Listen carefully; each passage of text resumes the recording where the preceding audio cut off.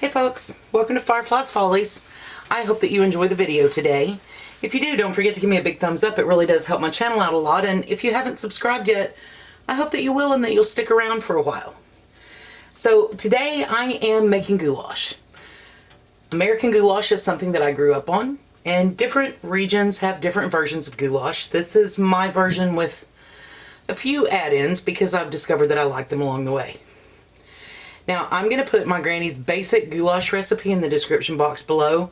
It does not call for celery, but I have a little bit left over from a casserole that I made last night. It does not call for chopped peppers, but I like chopped red and yellow bell peppers in mine, and it does not call for mushrooms, but I had those left over from a casserole that I made last night as well. So, goulash is very simple. What I've done is I have browned 2 pounds of ground beef and drained it off. Now to that, I'm going to add 2 tablespoons of garlic. That's roughly 2 minced cloves, 3 minced cloves. I'm a big garlic fan, as most of you know. If you've been around very long, you know I love some garlic. Now, what I have here is 1 diced onion, which is what the recipe calls for. I also have some diced red, yellow, and orange bell peppers and a little bit of very finely diced celery that I'm going to add. And then I have roughly 1.5 cups of mushrooms that are left over from the casserole that I made last night. So I'm going to add those in as well because I really do like the mushrooms in my goulash. So I'm going to give that a stir.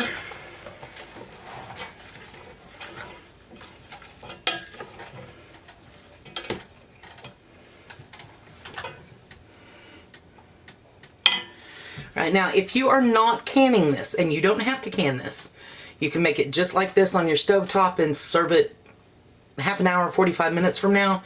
If you are canning it, you want to cook your vegetables down a bit before you add your tomato products. So I'm going to go ahead and add my Italian seasoning, and it calls for about 1 tablespoon of Italian seasoning. I usually just eyeball it. I've been doing this for a while, so the longer you cook, the more you can kind of judge what a tablespoon and a teaspoon is. I'm going to mix that in.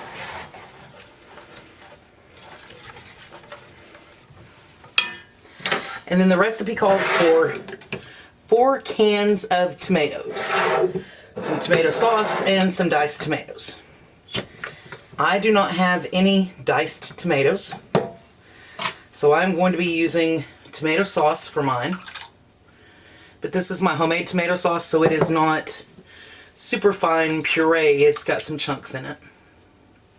And y'all, when a recipe calls for a can, a 14 ounce, 13, 14, 15 ounce can, I just use a pint. This is 16 ounces. You've got some headspace in there. So it's about the same. It's a couple of cups.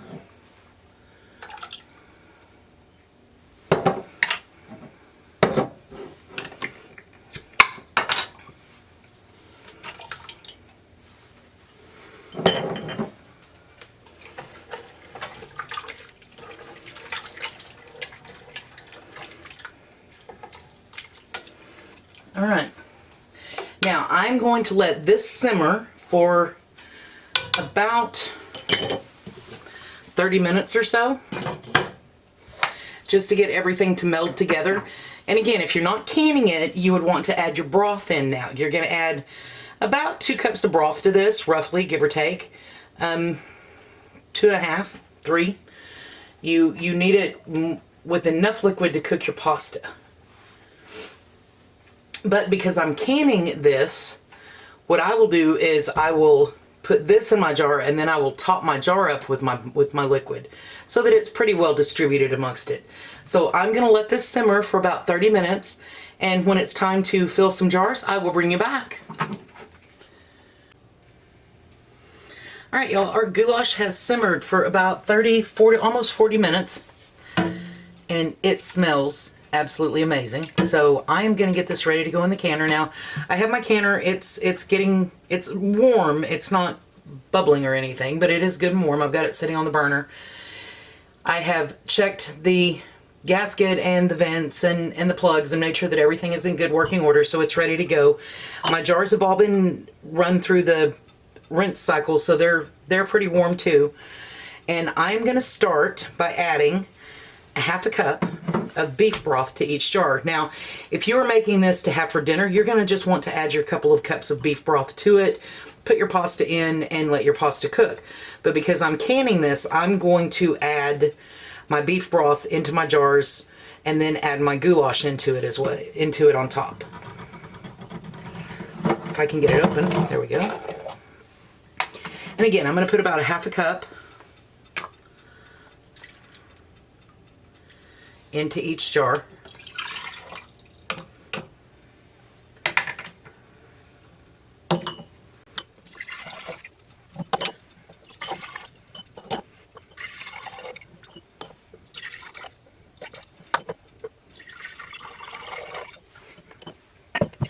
And now I'm going to fill my jars with my goulash to a 1-inch headspace.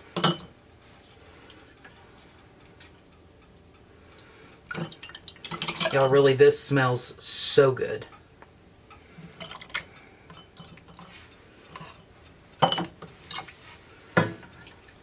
Now, this is not quite ready to eat straight out of the jar. You put it in a pan, you bring it up to a boil, you dump in your pasta of choice. I like cavatappi, which is the corkscrew noodles, but I grew up eating it with elbow macaroni. And elbow macaroni is delicious in it as well. So you bring it up to a boil, you put in your pasta, and you let your pasta cook. And once your pasta is cooked, you serve it by stirring in some mozzarella cheese and topping it with a little bit of cheddar cheese. And again, add the vegetables of your choosing. I had some mushrooms left from the casserole, and I like mushrooms in mine. And I like bell peppers in mine. Not everybody likes bell peppers. I bring this over so I can get to it a little more easily.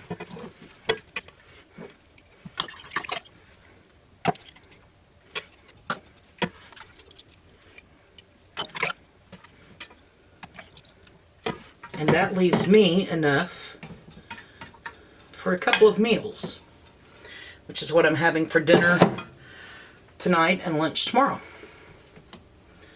So, I have my piece of paper towel and a small bowl with white vinegar in it. I'm just going to dip in it, and I'm going to clean my rims. Now, this serves two purposes.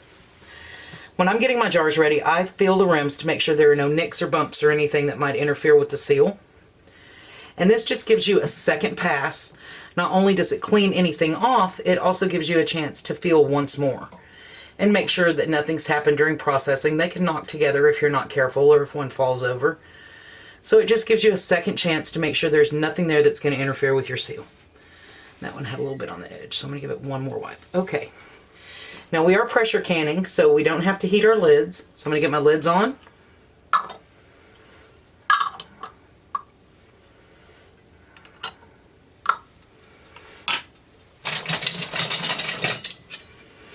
I'm going to put my rings on fingertip tight.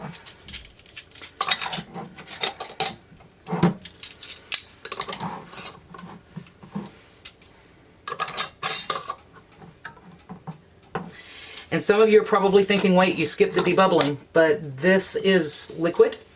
It's soup. It doesn't really get bubbles in it.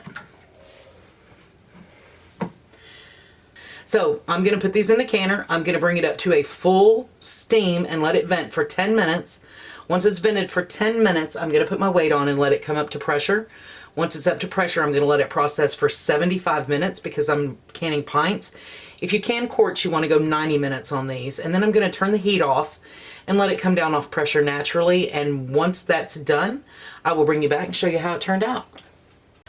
I brought it up to a full vent of steam, vented for 10 minutes, brought it up to pressure, processed 75 minutes, and I've let it cool down naturally. I set the lid askew for about 10 minutes, and then I took it off for another 5. So I'm going to get these out, and we'll take a look and see how they turned out. I'll get them all out and I'll hold them up close so you can see. That one's just bubbling away. For a couple of them sealed while I was waiting to take them out.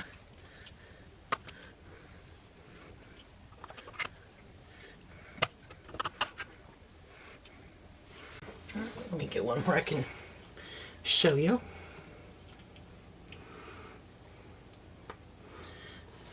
focus in maybe. They are absolutely perfect. So what I will do is I will let them sit for till tomorrow, and tomorrow I'll come back and I'll take the lids off, I'll take the rings off, I'll check all the seals. Heard another one seal. I'll check all the seals, I'll wash the jars, label them, and put them in my pantry. These are good in the pantry for a year or two. This is enough to last me about a year. I typically can about a year's worth at a time. I really hope that you enjoyed the video today. If you did, don't forget to give me a big thumbs up. It really does help my channel out a lot. And if you haven't subscribed yet, I hope that you will. And if you hit the notification bell, YouTube will notify you when I upload a new video based on your settings. Thank you so much for watching today. Have a great day.